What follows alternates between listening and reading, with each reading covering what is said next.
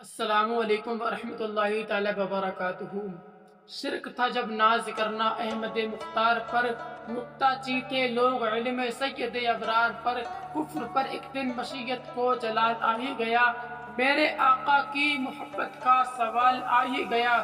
صورت تسکین کی نکلی دل سیماک سے، ایک کرن پھوٹی اچانک چرخ پر مہتاب سے، اس کرن کو اہل دل احمد رضا کہنے لگے، امت ختم الرسل کا پیشوا کہنے لگے، اس کرن نے راہ ایما کو منور کر دیا، پھول تمہیں پھول خاروں کو گلیتر کر دیا۔ حضرات اعلیٰ حضرت نے پوری زندگی حضور علیہ السلام کی شریعت پر پہرا دیا، ناموس رسالت پر پہرا دیا۔ اعلیٰ حضرت نے پوری زندگی جو ہے وہ اللہ کے رسول کے دین پر عمل کیا۔ حضرات اعلیٰ حضرت سے جس بھاشا میں جس نے سوال کیا، اعلیٰ حضرت نے اس کا جواب اس بھاشا میں دیا۔ اعلیٰ حضرت سے جس چیز میں سوال ہوا، اعلیٰ حضرت نے اس چیز میں جواب دیا۔ ایک مرتبہ اعلیٰ حضرت اپنے بھائی علامہ حسن رضا خان اور اپنے ساتھیوں کے ساتھ فریضہ حج ادا کرنے کے لیے جب خانہ کعبہ جاتے ہیں اور زیارتیں اور پھر ارکان حج ادا کر کے جب مدینہ الرسول کی طرف جب جاتے ہیں، جب حضور کی روضے کی زیارت کی طرف جاتے ہیں، جب حضور کے شہر میں پہنچتے ہیں کہ آپ کے بڑے بھائی علامہ حسن کے پاؤں میں کانٹا لگتا ہے، علامہ حسن اس کانٹے کو نکالتے ہیں، سینے سے لگاتے ہیں، پلکوں سے لگاتے ہیں، پھر سینے سے لگا کر پھر کہتے ہیں، سارے صحرائے نبی پاؤں سے ہے کیا کام تیرا، آ میری جان دل میں ہے رستہ تیرا۔ حضرات جب اعلیٰ حضرت اور اپنے بھائی کے ساتھ جب حضور کے روضہ کے سامنے پہنچے تو کیا دیکھتے ہیں، ایک بہت بڑا مجمع لگا ہوا ہے، ایک شاعر اپنے اشعار جو ہے وہ مدینہ حضور کے شہر کو اپنے اشعار میں پرو رہا ہے، حضور کے در و حضور کے شہر کے در و دیوار اپنے شعر میں پروتا ہے، حضور کے شہر کے جو درخت و باغات ہیں ان کو اپنے اشعار میں پروتا ہے۔ جب ہر چیز اپنے اشعار میں پرو چکا ہوتا ہے، تب جب اس کے سامنے صرف حضور کا روضہ ہوتا ہے، حضور کو روضے کو اپنے اشعار میں پرونے کے لیے اسے الفاظ نہیں مل رہے تھے، وہ قلم روک دیتا ہے اور بہت دیر تک سوچتا رہتا ہے، پورا مجمع اس پر نظر بنائے ہوئے بیٹھا تھا کہ اب آخر یہ کون سا شعر بولے گا۔ جب اس شاعر نے اپنا قلم اٹھایا اور لکھنا شروع کیا کہ کھڑے، اور جب اس نے دیکھا کہ حضور کے روضے کے سامنے دو کھجور کے لمبے لمبے درخت کھڑے ہوئے ہیں، اب ان دونوں درختوں کو اپنے شعر کے ساتھ یوں پروتا ہے کہ کھڑے ہیں دو درخت شہ والا کے سامنے، جیسے کہ مچھلی کھڑے ہو لیلا کے سامنے۔ جب اس نے اپنے شعر یوں کہا تو سارے لوگوں نے اس کی تعریف کی، سارے لوگوں نے واہ واہ کی، لیکن اعلیٰ حضرت نے جب اس شعر کو سنا، اعلیٰ حضرت نے فرمایا کہ اے شاعر صاحب، کیا تمہیں شاعری کی آداب پتہ نہیں، کیا تمہیں پتہ نہیں کہ اس کے سامنے کیسے الفاظ پیش کیے جائیں؟ تو وہ کہنے لگا کہ ایک مولانا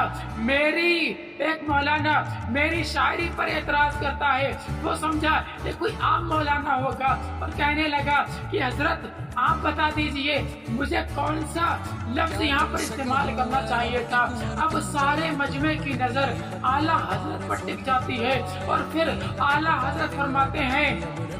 کہ تم نے جو پہلا مصرع کہا، کھڑے ہیں دو درخت شہ والا کے سامنے، صحیح کہا، لیکن دوسرا جو ملایا کہ ہو جیسے مجنو لیلا کے سامنے، غلط تھا۔ تم نے میرے نبی کے روضے کو لیلا سے تشبیہ دیا اور ان دو درختوں کو مجنو سے تشبیہ دیا۔ نہیں، آپ کو یہ نہیں کہنا چاہیے تھا، بلکہ آپ کو اس طرح کہنا چاہیے تھا جیسے کہ ہو قدسی عرش معلیٰ نے فرمایا کہ اب پورا شعر پڑھو کہ کھڑے ہیں دو درخت شہ والا کے سامنے، جیسے کہ ہو قدسی عرش معلیٰ کے سامنے۔ جب اس شاعر نے دیکھا کہ جہاں پر آ کر میں سوچ و فکر میں پڑ گیا، جہاں پر آ کر میرے قلم نے جواب دے دیا، جہاں پر آ کر میں چاروں طرف الفاظ ڈھونڈنے میں لگ گیا، वहाँ पर एक मौलाना आकर किस तरह से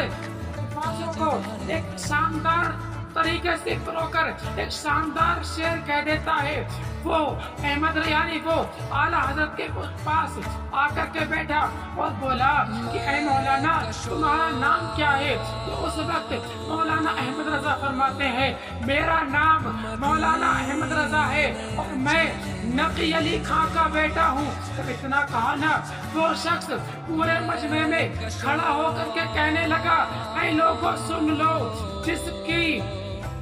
ज़ियारत करने के लिए मैंने कितनी ही बार मिन्नतें मांगी, कितनी ही मैंने मन्नतें की, जिसकी मैंने इतनी तारीफ सुनी, जिसका चर्चा मैंने इतना सुना, जिसका नाम मैंने उलमाए देवबंद की नाक में दम करने के लोगों में सुना, यानी जिन लोगों ने उलमाए देवबंद की नाक में दम करके रखा है, सबसे पहला नाम अहमद रजा का है। मैं सोचता था कि अहमद रजा किस खेत की मूली का नाम है, लेकिन ऐ लोगों मैं तुम्हें गवाह बना करके कहता हूँ मौलाना अहमद रजा सिर्फ फिक़ा के एतबार से नहीं, मौलाना अहमद रजा नामूस-ए रिसालत के एतबार से नहीं, बल्कि मौलाना अहमद रजा शायरी के एतबार से भी आला हजरत है। और फिर ये कहकर आला हजरत के कदमों में आकर के बैठ जाता है। हजरत आला हजरत से जिस तरीके से जिसने सवाल किया, आला हजरत ने उसका जवाब उसी तरीके से दिया। एक मर्तबा आला हजरत से किसी ने सवाल किया कि हजरत जब बच्चा पैदा होता है तो उसकी दाढ़ी नहीं होती, उसके पेट के दाढ़ी बाल नहीं होते, तो जब बच्चा बड़ा हो जाता है तब जाकर के उसके बाल निकलते हैं, तो क्या शरीयत में इसकी इतनी ज्यादा जरूरत है? तो फिर आला हजरत फरमाते हैं कि मौलाना तुम्हारा कहने का मतलब है कि जब बच्चा पैदा होता है तो उसकी दाढ़ी नहीं होती, तो फिर शरीयत में दाढ़ी रखना जरूरी क्यों? तो फिर आला हजरत फरमाते हैं कि जब तुम पैदा हुए थे तुम्हारे दांत थे? तो कहा नहीं, मेरे दांत नहीं थे। तो आला हजरत ने फरमाया इसका मतलब तुम्हारे दांत भी तोड़ देना चाहिए। यानी आला हजरत से जिस लहजे में सवाल हुआ, आला हजरत से जिस अंदाज में जवाब हुआ, आला हजरत ने उसी अंदाज में जवाब दिया। और जिसने आला हजरत पर PhD की, जिसने आला हजरत पर तहकीक की,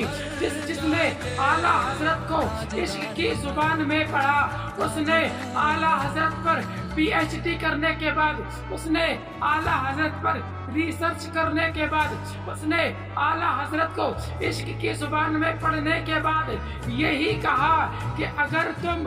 मसलके आला हजरत किताबों से समझोगे, किताबों से समझाएंगे, अगर तुम मसलके आला हजरत कुतुबों से समझोगे, कुतुबों से समझाएंगे, अगर तुम मसलके आला हजरत जूतों से समझोगे, जूतों से समझाएंगे।